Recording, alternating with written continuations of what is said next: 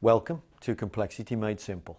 My name is Paul Allen, and today we're going to do a software tutorial. We're going to take a look at the software of choice that I use in Six Sigma. We're going to look at SPC XL. Hope you enjoy it. Welcome to Complexity Made Simple, and the story of today's tutorial is the measurement system analysis.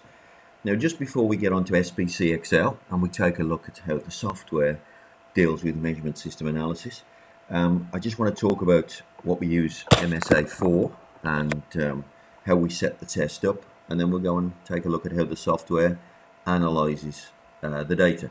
So a key point to think about is that every measurement system you have essentially is wrong. You have measurement error in every measurement system, and the measurement error always increases the variability of the results. So what's going on is you have a manufacturing process which is producing a distribution. This is what's coming off the machine. You would like to see that, but unfortunately before you can see that, you have to put it through another process. This time you have to measure it. And what you actually see is those two added together. So what you end up with is something more variable than what's really there. So you've got the underlying distribution, you've got this little bit of inflation here, and this inflation is caused by the error in your measuring systems. And what an MSA is basically going to do, tell you how big that is effectively. And of course sometimes it can be really awful. So you can have something where the machine is producing something brilliant, you're seeing something that looks terrible. If you put specs on the thing, you're seeing defects. It's making it look like you've got a defect rate when really you haven't. Of course, where are you trying to fix the problem? You're out on the machine trying to fix the problem. The problem isn't with the machine, the problem's with the measurement system. So you can work on this thing all you like, you don't fix it, because the maximum amount of error isn't being created by the manufacturing process, it's being created by the measurement system. So what MSA does is it tries to quantify that error for you and then tells you whether you need to fix the measurement system before you try and do anything else, because if you can't measure it, there isn't much point trying to manufacture it, really. So it's telling you if you've got a problem with your measurement system or not. Okay, so that's what it's for. Let me just get rid of that. Those notes a second. So let's just talk about the process, the procedure for doing this.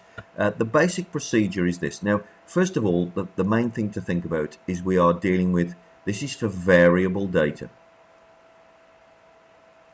So this is measuring stuff. So we are talking things like coordinate measuring machines, micrometers, jigs maybe for measuring millimeters.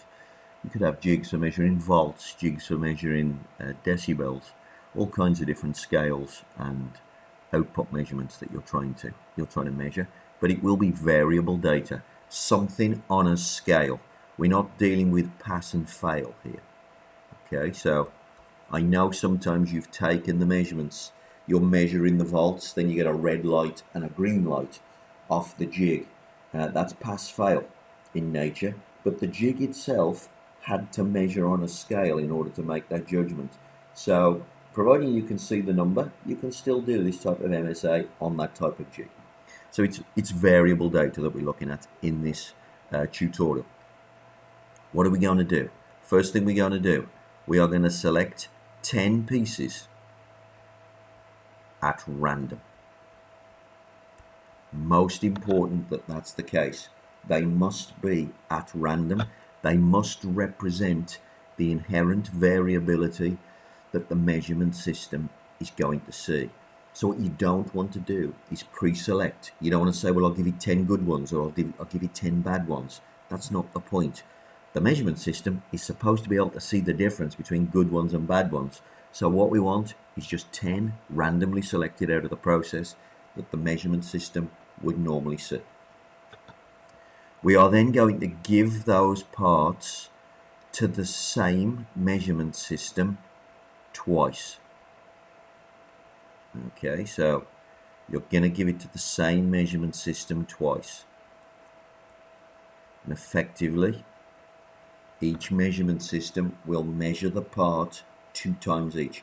Now it's important, because that's going to be the case, it's important that they don't know which piece is which, and when they repeat the measurement, they must not know which piece they have in their hands.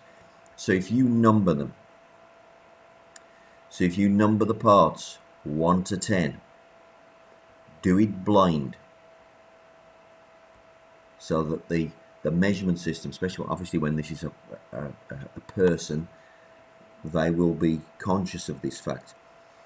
When it's a machine, the machine is never going to know when you repeat the measurement that it's number 3 that it's looking at again. But if this has people involved, this is important. The people must be blind to the part that they're being given. Obviously, if you measured a part and you said, well, this part was 15.38 millimeters, if I ask you to measure it again, you'll fiddle about with the measurement system until it says 15.38 again.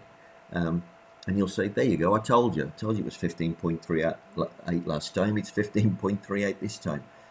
That is known as bias. We want to remove bias, and therefore they must not know which piece they have in their hands. And the best way to do it is to give them the 10 pieces in order, 1 to 10, then give them the pieces randomly in a different order the second time, and then they won't remember what they've got. So each measurement system is going to measure it twice, and then you're going to measure it maybe 2, 3, 4 times. Each measurement system is going to have a go at this. So each system measures twice each. Okay, so and that's the setup. That's the way we create the data for measurement system analysis. Okay, now I've got a set of data where we have 2 measurement systems, each measuring the parts twice. 10 pieces have been taken at random. We're going to take a look at that now, and we're going to see how SPC XL does measurement system analysis. So let's just flick to the Excel. Oops, wrong one. That's the one. I have the data there, so let's just populate the data. I'll just color it in yellow so you can see the actual measurements. So here are the measurements. Okay, so here's the data. Look, you can see the data is in the yellow fields.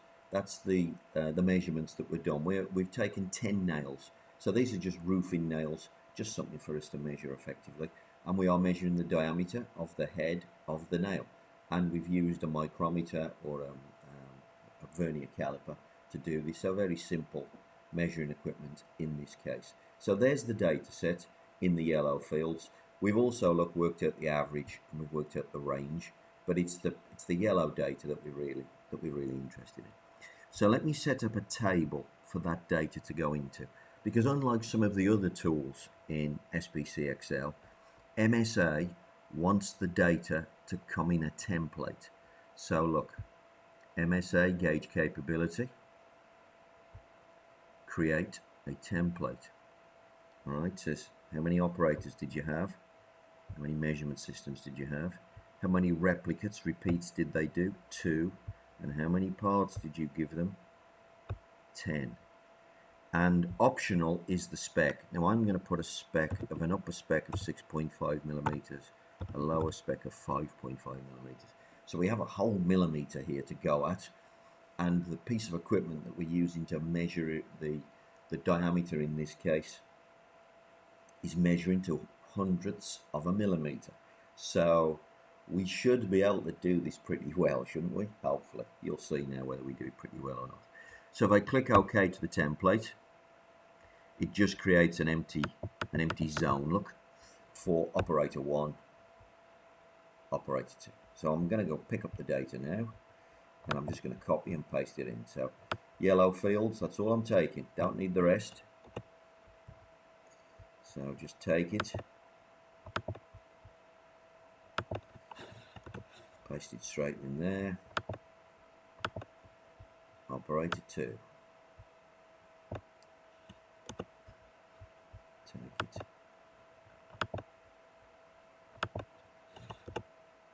paste it straight in there. So we've got the data. Now, just a simple thing for you to do, by the way, before you go any further with this, just use your common sense. Forget the maths for a second. Look at this. This row here. That's 4 measurements of the same item. They should all be the same. And look at them. The lowest is 6.03 millimeters. The highest is 6.27. Almost a quarter of the tolerance has gone just by measurement error. That's not great, is it? That's giving you a sense of how good this system is, even before you ask the mathematics to do some calcs. Okay, so use your common sense. You know, don't just go mathematics. The same thing is true here. Look at this one, 611 place 641, 0.3 of a millimeter difference for the same piece. Yeah, so how's that possible? Yeah, you can see error even before you ask the mathematics to intervene and quantify it for you. So let's ask the mathematics to do some work for us. So back to MSA gauge capability, and the version we're going to use is ANOVA analysis. You can use X bar R analysis. It is trying to do the same calc. ANOVA is a better estimate of error, so I'm told by the mathematical experts. So we are going to use ANOVA analysis. Right, so let's click on that. Okay, now then, what we get is a table of data, and then we get a graph, a graph, a graph, graph, graph, a graph. Okay, so lots of graphs, lots of information. Now I'm going to show you how I do this.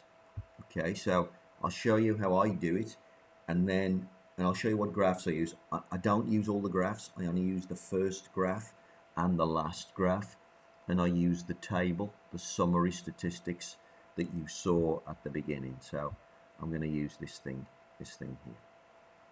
All right. So just before we go on to that, let me just say something about MSA that's kind of useful. So we'll just go back to that page. So if I say we want to answer 3 questions with the MSA, and the first question is my system any good? Okay, is my system any good? Now, assuming the answer to that question is no, we have other questions to answer. But if the answer to that first question is yes, your system is perfectly adequate for what you're trying to do, there are no other questions to answer. But if the system is poor, is my system any good? No, it's poor. The next question is, where is my problem?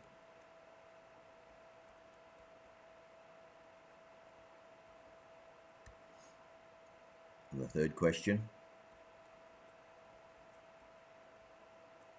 what am I going to do now?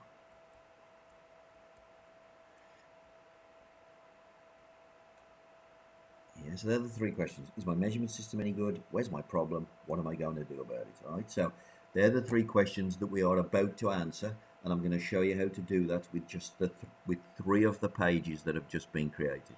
So let's go back, and I'll show you which pages we are going to look at. So the first question is my measurement system any good? And we are going to answer that question by these 2 values here, precision to tolerance and precision to total.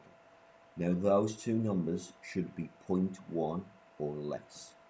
Now you can see they're a hell of a lot higher than 0.1. Therefore the answer to the question, is my measurement system any good in this case, is no. Okay, so let's just talk about what precision to tolerance is. Precision to tolerance. The way to look at that 0.56 is to think about it as a percentage. 56% of the tolerance is being consumed by measurement error alone. 56% of my tolerance is getting used up by measurement error. So the process has only got 44% left to get into. All right. By the way, these numbers don't look great. Don't think you won't see this with your measurement systems. I see these numbers a lot. Certainly in the 40s and 50s, quite a bit. So the next one is precision to total. And what that's saying is, of all the variability I'm seeing, how much of it is measurement error? And again, the way to look at this, in this case, 32.8% of all the variability that I can see, 32.8% of it is measurement error. So in other words, the distribution is being made 30% bigger by measurement error. Now, of course, if this comes into contact with tolerances, it's going to make my reject rate look much bigger than it really is. And that's one of the problems with measurement system error. It inflates your defect rate. Okay, so first question, is my measurement system any good? No. Where's my problem? Now, I'm going to answer that question partly by these values. Let's put them in a different color. Let's put them in the orange fields. Okay, now then, the standard deviation that's coming from reproducibility and repeatability. The English language is fantastic, and it comes up with these words sometimes. They're quite difficult to understand. Let's talk about what repeatability is. Repeatability is within system error. In other words, how well does each operator repeat their own result? Okay, that's what repeatability is. Reproducibility is between system error. So in other words, do the two systems agree with one another? So it's within and between repeatability and reproducibility. An alternative name for this technique, by the way, is gauge R&R, and the gauge R&R stands for repeatability and reproducibility. Now, all I'm interested in these two numbers is their relative size to one another. It doesn't really matter what the number is, but I just want to know, where's the biggest problem? Is it within or between, or are they both at a similar type of level? And that'll help to tell me what to do next.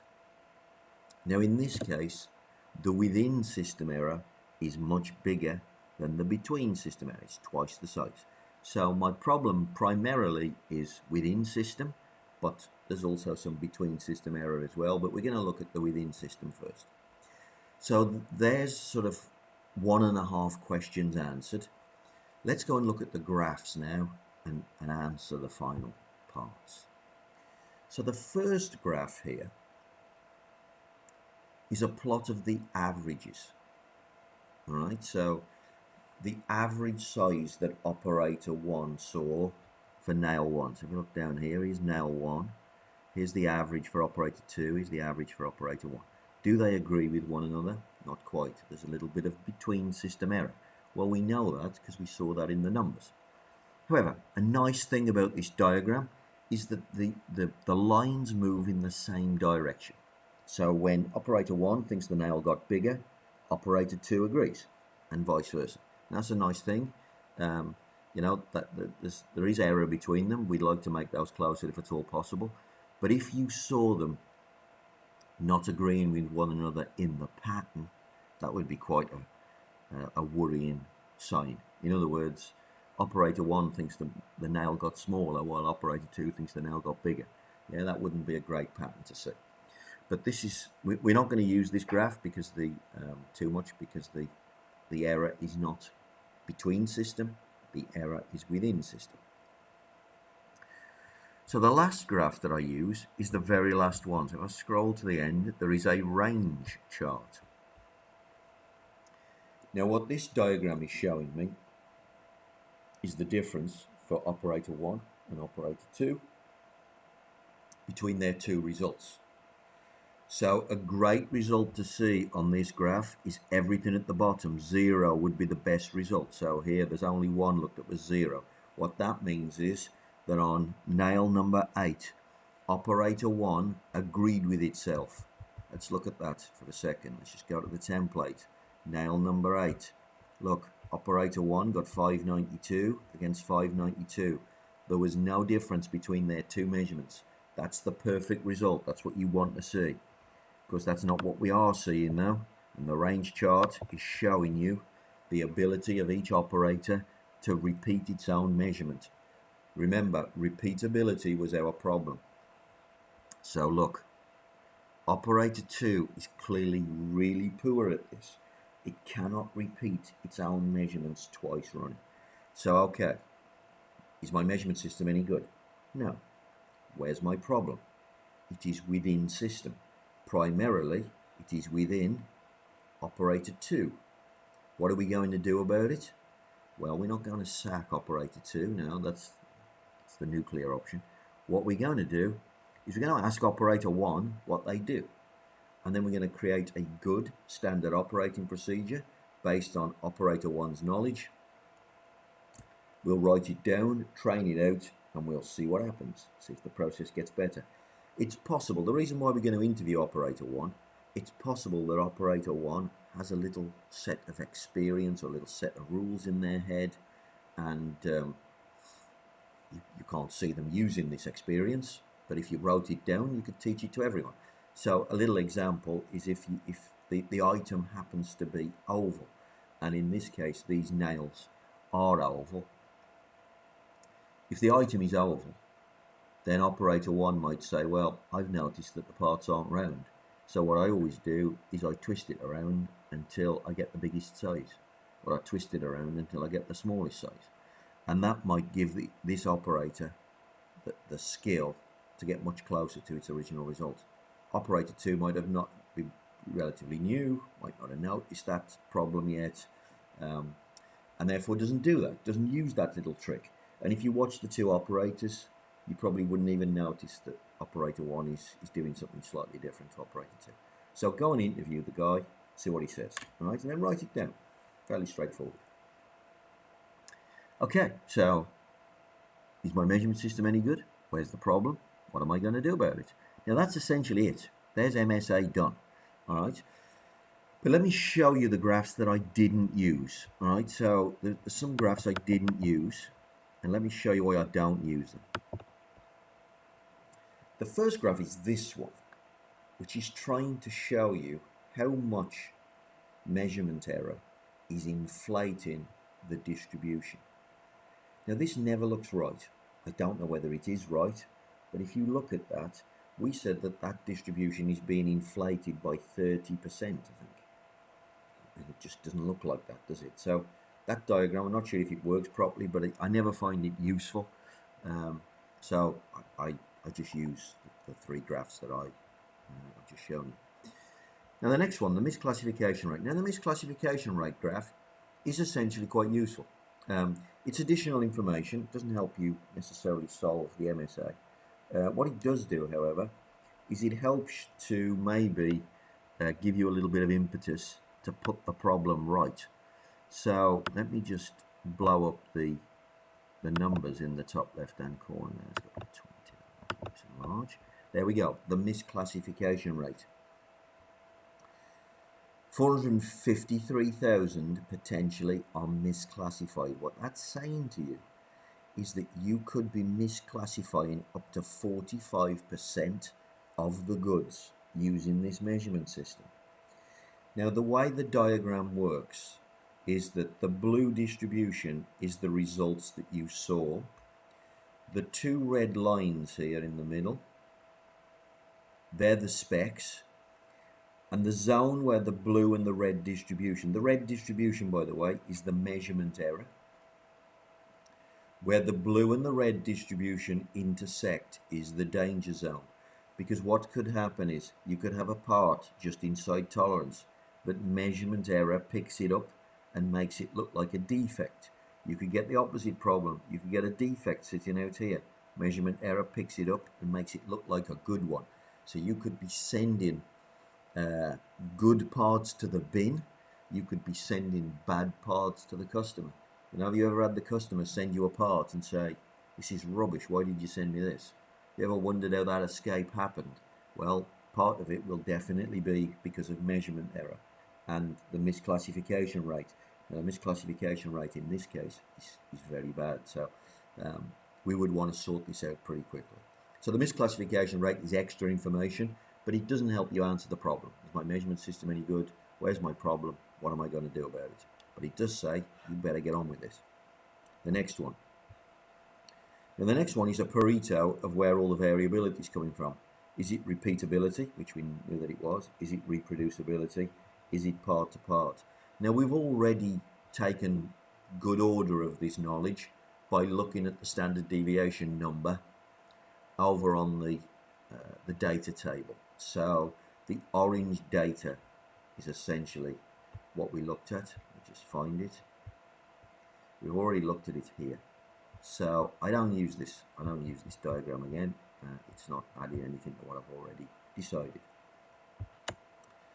The X bar chart is the two averages sitting side by side now. So we've already looked at this data, but we saw it on a better diagram. It's the same data as this, but this diagram where they sit over the top of one another is much more useful than this one where they sit side by side. So again, I don't use that one. I use the table of data. There it is. I use the yellow field numbers to tell me is my measurement system any good. I use the orange field numbers to help to tell me where is my problem. And then I use the first graph, and I use the last graph to make my decisions. Is my measurement system any good? Where's my problem? What am I going to do about it? And that is MSA using SPC XL. Well, I hope you found that useful. If you've got any questions about that topic, or indeed anything to do with Six Sigma or Lean for that matter, give me a call and I hope to hear from you soon.